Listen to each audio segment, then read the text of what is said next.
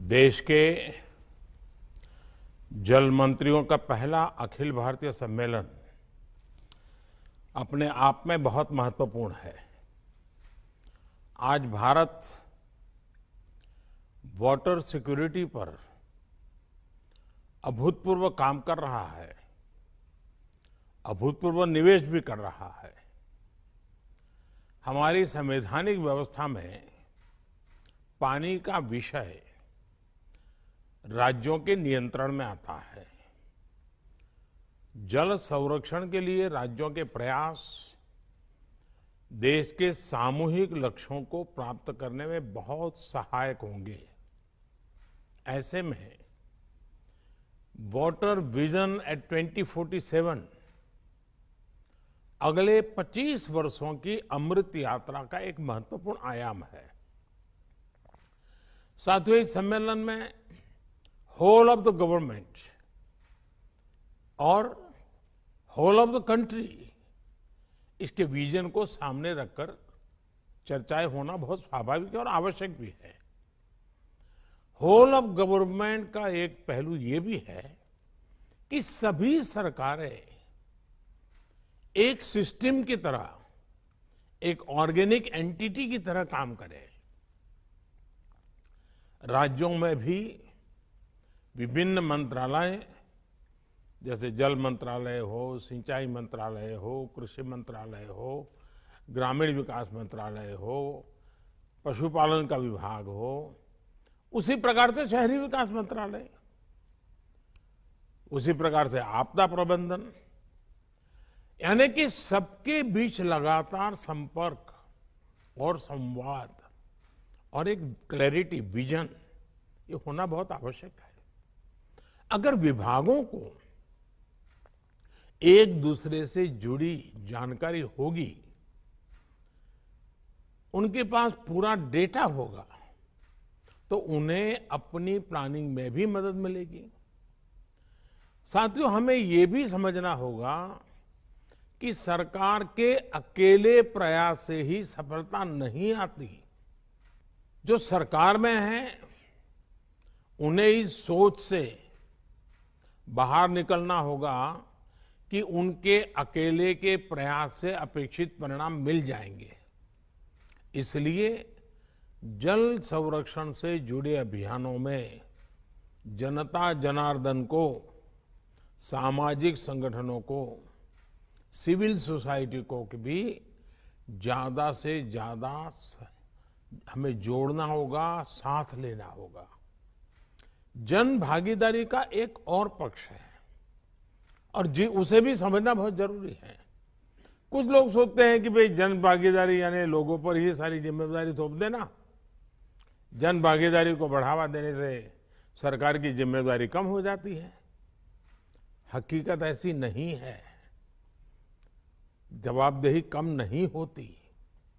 जन भागीदारी का सबसे बड़ा लाभ ये होता है कि जनता जनार्दन को भी ये पता चलता है कि इस अभियान में कितनी मेहनत हो रही है, कितना पैसा लग रहा है, इसके कितने पहलू होते हैं। जब किसी अभियान से जनता जुड़ी रहती है तो उसे कार्य की गंभीरता का पता चलता है, उसके सामर्थ्य का पता चलता है, उसके स्केल का पता चलता है, संसाधन कितने लगते हैं उसका पता चलता है। इससे जनता में जब ये सब देखते हैं, इन्वॉल्व होते हैं, तो ये इस प्रकार की योजना हो या अभियान हो, एक सेंस ऑफ ओनरशिप आती है। और जो सेंस ऑफ ओनरशिप जो है ना, वो सफलता की सबसे बड़ी कुंजी होती है। अब आप देखिए, स्वच्छ भारत अभियान कितना बड़ा उदाहरण है। स्वच्छ भारत अभियान में जब लोग जुड़े तो जनता में भी एक चेतना आई, जागृति आई। गंदगी दूर करने के लिए जो संसाधन जुटाने थे, जो विभिन्न वाटर ट्रीटमेंट प्लांट बनवाने थे, शौचालय बनवाने थे, ऐसे अनेक कार्य सरकार के द्वारा हुए। लेकिन इस अभियान की सफलता तब सुनिश्चित हुई जब जनता में, प्रत्येक नागरिक में सोच आई कि गंदगी नहीं करनी है, गंदगी नहीं होनी चाहिए, गंदगी के प्रति एक नफरत का भाव नागरिकों में आने लगा। अब जनभागीदारी की यही सोच हमें जल संरक्षण के लिए जनता के मन में जगानी है। इसके लिए जनता को हम जितना ज्यादा जागरूक करेंगे उतना ही प्रभाव पैदा होगा। जैसे हम जल जागरूकता महोत्सवों का आयोजन कर सकते हैं, स्थानीय स्तर पर होने वाले मेलों में पानी को लेकर जागरूकता संबंधी कई आयोजन जोड़ सकते हैं। विशेषकर नई पीढ़ी इस विषय के प्रति जागरूक हो, इसके लिए हमें पाठ्यक्रम से लेकर स्कूलों में एक्टिविटीज तक इनोवेटिव तरीके सोचने होंगे। आप जानते हैं कि देश हर जिले में 75 अमृत सरोवर बना रहा है। आपने भी अपने राज्य में इसमें काफी कुछ काम किया है। इतने कम समय में 25,000 अमृत सरोवर बन भी चुके हैं। जल संरक्षण की दिशा में पूरे विश्व में अपनी तरह का ये अनोखा अभियान है और ये जन भागीदारी इसमें जुड़ी है। लोग इनिशिएटिव ले रहे हैं, लोग इसमें आगे आ रहे हैं। इनका संरक्षण हो, लोग इनसे जुड़े, हमें इस दिशा में निरंतर प्रयास बढ़ाने होंगे। साथियों, हमें पॉलिसी लेवल पर भी पानी से जुड़ी परेशानियों के समाधान के लिए सरकारी नीतियां और ब्यूरोक्रेटिक प्रक्रियाओं से बाहर आना होगा। हमें प्रॉब्लम्स को पहचानने और उसके सॉल्यूशन को खोजने के लिए टेक्नोलॉजी को, इंडस्ट्री को और खासकर स्टार्टअप्स को साथ जोड़ना होगा। जियो सेंसिंग और जियो मैपिंग जैसी टेक्निकों से हमें इस दिशा में काफी मदद मिल सकती है। साथियों, हर घर तक पानी पहुंचाने के लिए जल जीवन मिशन आपके राज्य का एक बड़ा डेवलपमेंट पैरामीटर हुआ है। कई राज्यों ने इसमें अच्छा काम किया है, कई राज्य इस दिशा में आगे बढ़ रहे हैं। अब हमें ये सुनिश्चित करना है कि एक बार ये व्यवस्था बन गई तो आगे उनकी देखरेख भी उतने ही अच्छे ढंग से चलती है। ग्राम पंचायतें जल जीवन मिशन का नेतृत्व करें और काम पूरा होने के बाद ये सर्टिफाई भी करें कि पर्याप्त और स्वच्छ पानी उपलब्ध हो गया है। हर ग्राम पंचायत मासिक या त्रैमासिक रिपोर्ट भी ऑनलाइन सबमिट कर सकती है कि उसके गांव में कितने घरों में नल से जल आ रहा है। पानी की गुणवत्ता सुनिश्चित करने के लिए समय समय पर वाटर टेस्टिंग की प्रणाली भी विकसित की जानी चाहिए।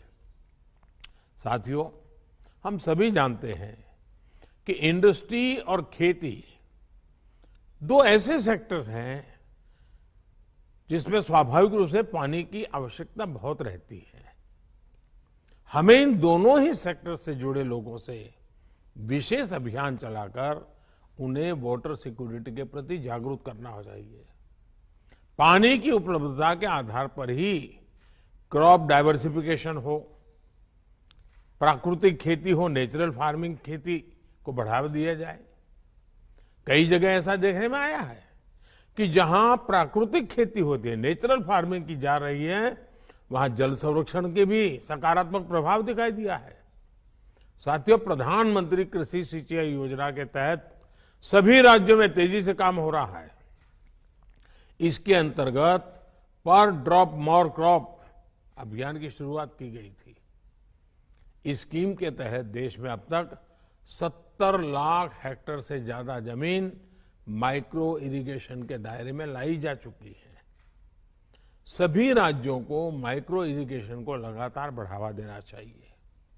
ये जल संरक्षण के लिए बहुत आवश्यक योजना है। अब डायरेक्ट कैनाल की जगह पाइपलाइन आधारित नई योजनाएं लाई जा रही है। इसको और भी आगे ले जाने की जरूरत है। साथियों, जल संरक्षण के लिए केंद्र ने अटल भूजल संरक्षण योजना की शुरुआत की है। ये एक संवेदनशील अभियान है और इसे उतनी ही संवेदनशीलता से आगे बढ़ाने की जरूरत है।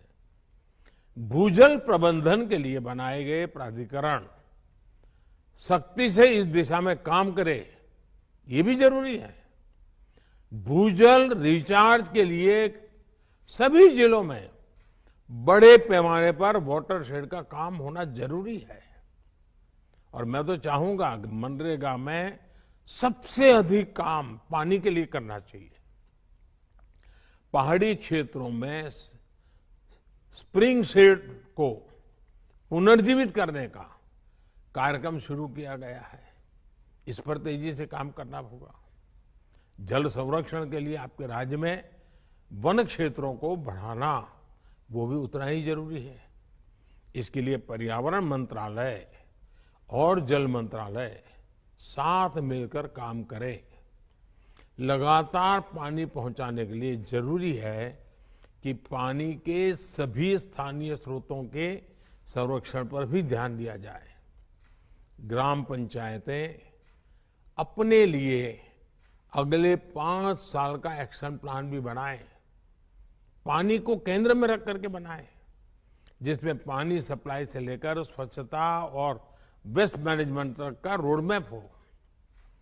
किस गांव में कितना पानी आवश्यक है और उसके लिए क्या काम हो सकता है, इसके आधार पर कुछ राज्यों में पंचायत स्तर पर वाटर बजट तैयार किया गया है।